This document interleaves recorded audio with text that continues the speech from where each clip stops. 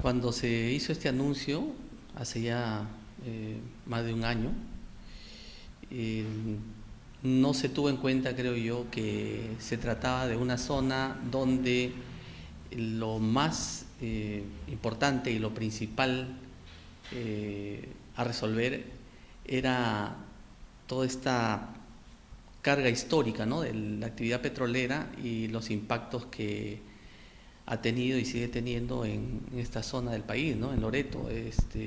Recordemos que ahí se inició la actividad petrolera hace 40 años y durante 40 años se han producido muchos impactos de tipo social, económico, cultural, que nunca han sido atendidos, nunca han sido reparados y nunca han sido tomados en cuenta por el Estado peruano, ¿no? Y eso creo que es lo más importante cuando se plantea un proceso de consulta, ¿no? Y los pueblos indígenas y sus organizaciones en esta zona, con todo derecho y legitimidad, han planteado que antes de iniciar un proceso de consulta se atiendan las demandas relacionadas con los impactos de los 40 años de actividad petrolera, ¿no? Y ahí es donde se ha producido pues este estancamiento, ¿no?, del proceso, y por eso hasta ahora no se ha iniciado el proceso de consulta en esta zona, ¿no? Ha habido por parte del Estado, de este gobierno concretamente, la idea de que la consulta previa era un proceso que solo se podía resolver contándole o diciéndole a los pueblos indígenas los beneficios económicos, materiales que se pueden obtener de la actividad petrolera en este caso, sin tomar en cuenta que la cosmovisión y la forma de relación que tienen los pueblos indígenas respecto a su territorio es completamente diferente a la forma como la sociedad occidental, y en este caso el gobierno concretamente, ve y valora el territorio, ¿no? Mientras que para el gobierno y la sociedad occidental en general, el territorio, la intervención del territorio es un tema que tiene que ver básicamente con la evaluación de costos y beneficios, ¿no?, ganancias materiales, recursos económicos, inversión. Para los pueblos indígenas el territorio constituye un espacio donde se estructura, o a partir del cual se estructura toda la vida y se asegura la reproducción de las sociedades indígenas, ¿no? Sí, digamos, en todo caso, no recoge el espíritu del convenio 169, que sí es mucho más claro, más concreto en relación a el tema de consulta, ¿no? Pero creo que también el tema de fondo tiene que ver con el modelo de crecimiento, el modelo de desarrollo que prioriza el gobierno y el Estado en realidad en los últimos 20 años, ¿no?, que es un modelo de crecimiento basado en extracción de materias primas, de recursos naturales que están en territorios indígenas, y por otro lado existe digamos, un afán, un deseo en este gobierno, sobre todo, de respetar los derechos de los pueblos indígenas, ¿no? Entonces la pregunta sería, ¿es posible seguir creciendo de la manera como se está creciendo, ¿no?, absolutizando prácticamente la extracción de recursos naturales que están en territorios indígenas y a la vez respetar derechos de los pueblos indígenas como el territorio, la consulta? Hasta el momento pareciera que la respuesta es no, ¿no?, porque el gobierno no ha sabido resolver esta situación, ¿no?, donde hay la necesidad de crecer a través de la extracción de recursos y a la vez hay que respetar derechos de los pueblos indígenas, que son los que habitan en esos territorios, ¿no?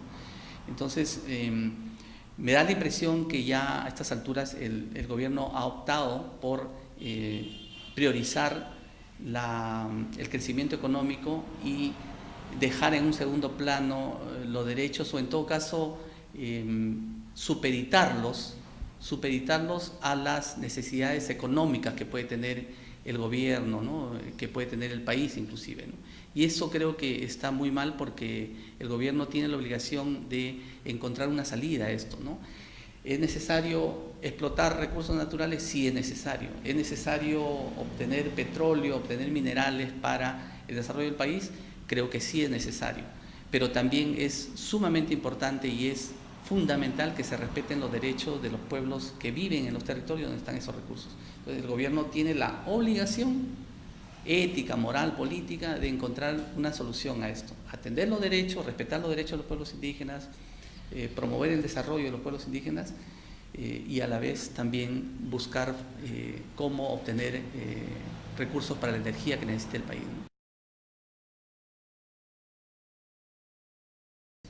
Claro que sí, ¿no? Porque un modelo de crecimiento, un modelo económico que está totalmente supeditado y depende casi totalmente de la extracción de recursos, es un modelo que está condenado a tener conflictos muy, muy serios, situaciones de ingobernabilidad también muy serios, sobre todo porque los pueblos indígenas y sus organizaciones con derecho van a exigirle al gobierno que respete sus derechos y porque en algún momento estos recursos se van a terminar. Recordemos que son recursos no renovables, ¿no?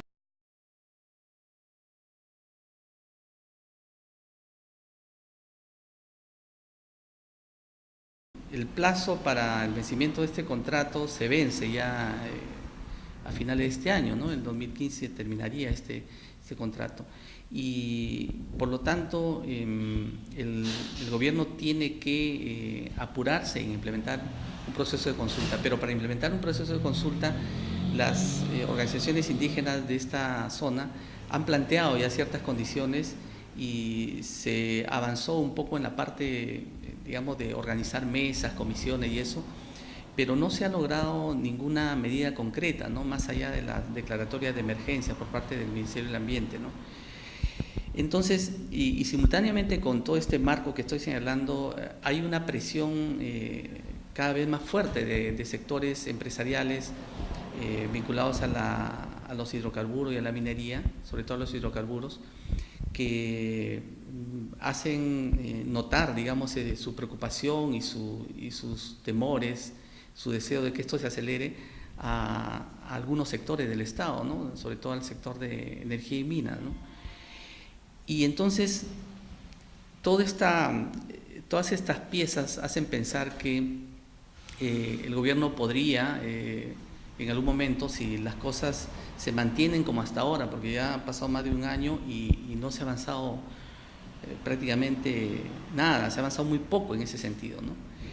Entonces todo esto hace pensar que el gobierno podría en algún momento tomar la decisión de que no se haga ninguna consulta y podría, por ejemplo, no sé, esto es una hipótesis, ¿no? Una posibilidad de, digamos, extender el contrato que tiene actualmente Pluspetrol y continuar con las actividades ahí sin necesidad de hacer un proceso de consulta, ¿no? Esto, según los abogados, yo no soy abogado, pero según los abogados es muy difícil porque existe, digamos, una normatividad que impediría esto, pero ante una situación como la que estamos viviendo y ante la importancia que tiene este lote para la producción petrolera en el país y ante la incapacidad, por otro lado, del gobierno de atender las demandas legítimas y justas de las organizaciones indígenas de esta zona, se podría, digamos, dar esta salida, entre comillas, esta solución, entre comillas, por parte del gobierno para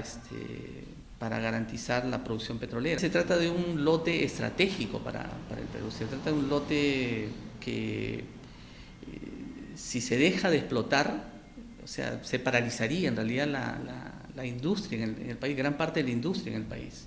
Se paralizaría el país en realidad si no se sigue produciendo petróleo, sacando petróleo de ese lote, ¿no?